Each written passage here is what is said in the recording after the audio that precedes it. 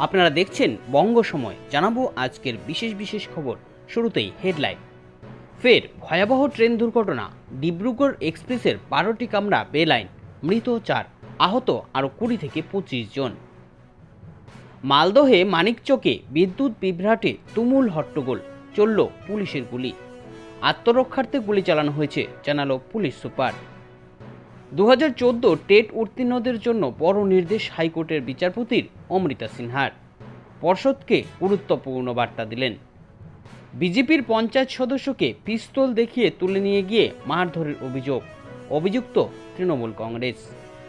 ও অনেক এগিয়ে, শুভেন্দু অধিকারীর এবার ভূয়সী প্রশংসা করলেন তৃণমূল কংগ্রেস নেতা কুণাল ঘোষ। সাদ্দাম একজন সমাজসেবী, দাবি আইনজীবীর। কান্না দিয়ে 12 দিনের পুলিশি হেফাজতে পাঠালো আদালত। আসছি বিস্তারিত খবরে। ফের ভয়াবহ ট্রেন দুর্ঘটনা। ডিব্রুগড় এক্সপ্রেসের 12টি কামরা বেলাইন, মৃত 4, আহত 20 থেকে 25 জন। আবারও একবার ভয়ঙ্কর ট্রেন দুর্ঘটনা। এবার লাইনচ্যুত হলো চণ্ডীগড় ডিব্রুগড় এক্সপ্রেস। মোট 15টি বগি লাইনচ্যুত হয়েছে বলে জানা গিয়েছে। রেল সূত্রে খবর, এখনও পর্যন্ত মোট 4 জনের মৃত্যু হয়েছে, আহত আরও 20 থেকে 25 জন। গতকাল গোন্ডা জেলার মতিগঞ্জ এবং ঝিলহি রেলওয়ে স্টেশনের মাঝে এই দুর্ঘটনা ঘটেছে। দুর্ঘটনার খবর পেয়েই ঘটনাস্থলে পৌঁছে যান রেলের আধিকারিকরা। উদ্ধার অভিযানে স্থানীয় প্রশাসনকে সহায়তা করতে এগিয়ে আসে সেনা জওয়ানদের একটি দল। গত 17 জুন দুর্ঘটনার মুখে পড়েছিল কাঞ্চনজঙ্ঘা এক্সপ্রেস। তারপর 1 মাস যেতে না যেতেই ফের ভয়াবহ ট্রেন দুর্ঘটনা। মালদহের মানিকচকে বিদ্যুৎ বিভ্রাটে তুমুল হট্টগোল, চলল পুলিশের গুলি। আত্মরক্ষার্থে চালানো হয়েছে গুলি, জানালো পুলিশ সুপার। মালদহের মানিকচকে বৃহস্পতিবার স্থানীয়দের অবরোধ তুলতে গিয়ে গুলি চালিয়েছেন পুলিশ। সাংবাদিক বৈঠক করে পুলিশ সুপার প্রদীপ কুমার যাদব দাবি করলেন আত্মরক্ষার্থেই গুলি চালানো হয়েছে। তিনি আরও জানান, অবরোধকারীদের একাংশ পুলিশকে লক্ষ্য করে ইটও ছুড়েছে। আইসি সহ 3 জন পুলিশ কর্মী গুরুতর আহত। এই ঘটনায় এখনও পর্যন্ত 26 জনকে আটক করা হয়েছে। দোষীদের বিরুদ্ধে আইন মেনে ব্যবস্থা নেওয়া হবে বলে হুঁশিয়ারি দিয়েছেন প্রদীপ। মানিকচকে বিদ্যুৎ বিভ্রাটের অভিযোগে চলা অবরোধ তুলতে গিয়ে কেন গুলি চালানো হয়েছে তা নিয়ে রিপোর্ট তলব করেছে নবান্ন। 2014 টেট উত্তীর্ণদের জন্য এবার বড় নির্দেশ কলকাতা হাইকোর্টের বিচারপতি অমৃতা সিনহার। পর্ষদকে গুরুত্বপূর্ণ বার্তা। প্রশিক্ষণপ্রাপ্ত বনাম প্রশিক্ষণহীন, এই নিয়ে টেট উত্তীর্ণদের মধ্যে একটা বৈষম্যের অভিযোগ উঠছিল। তারই প্রেক্ষিতে মামলা হয়। 2014 সালে টেট উত্তীর্ণ শিক্ষকদের প্রশিক্ষণে অনুমতি দেওয়ার নির্দেশ দিল কলকাতা হাইকোর্ট। গতকাল বিচারপতি অমৃতা সিনহার নির্দেশ, প্রাথমিক শিক্ষা পর্ষদকে চলতি বর্ষে ওই শিক্ষকদের প্রশিক্ষণের সুযোগ দিতে হবে। 2014 সালের টেটের ভিত্তিতে প্রাথমিকের 2টি নিয়োগ প্রক্রিয়া হয়। 2016 সালের নিয়োগ প্রক্রিয়ায় অনেকেরই ডিএলএড কোর্স করা ছিল না।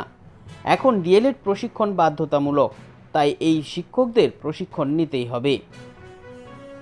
বিজেপির পঞ্চায়েত সদস্যকে পিস্তল দেখিয়ে তুলে নিয়ে গিয়ে মারধরের অভিযুক্ত তৃণমূল কংগ্রেস। বিজেপির পঞ্চায়েত সদস্যের কোমরে বন্দুক ঠেকিয়ে তৃণমূল পার্টি অফিসে তুলে নিয়ে গিয়ে মারধরের অভিযোগ উঠল তৃণমূল নেতাদের বিরুদ্ধে। পশ্চিম মেদিনীপুর জেলার ঘাটাল ব্লকের মনসুকা 1 নং গ্রাম পঞ্চায়েতের খড়গপুর গ্রামের ঘটনা। যদিও অভিযোগ অস্বীকার করেছে তৃণমূল।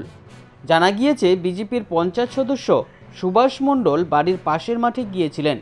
সেই সময় কয়েকজন তৃণমূল নেতা তাকে খাসবারে তৃণমূলের পার্টি অফিসে তুলে নিয়ে গিয়ে মারধর করেন। আরও অভিযোগ, একটি কাগজে তাকে দিয়ে সই করিয়ে নেওয়া হয়, যেখানে লেখা ছিল চাকরি দেওয়ার নামে লক্ষাধিক টাকা নিয়েছেন তিনি। ও অনেক এগিয়ে, শুভেন্দু অধিকারীর প্রশংসা এবার পঞ্চমুখ তৃণমূল নেতা কুণাল ঘোষ। এবার বিজেপি নেতা শুভেন্দু অধিকারীর প্রশংসায় পঞ্চমুখ তৃণমূল নেতা কুণাল ঘোষ। এদিন এক সাংবাদিক বৈঠকে কুণালের মন্তব্য, বিজেপির নেতা হিসেবে তৃণমূলের সঙ্গে লড়াইয়ের প্রশ্নে এসব সুকান্ত বাবুদের থেকে তো ঢের এগিয়ে শুভেন্দু অধিকারী। যদিও কুণাল স্পষ্ট জানিয়ে দিয়েছেন, শুভেন্দুর হার নিশ্চিত। বিজেপি নেতা কর্মীরাও শুভেন্দুর বিরোধিতা করছে।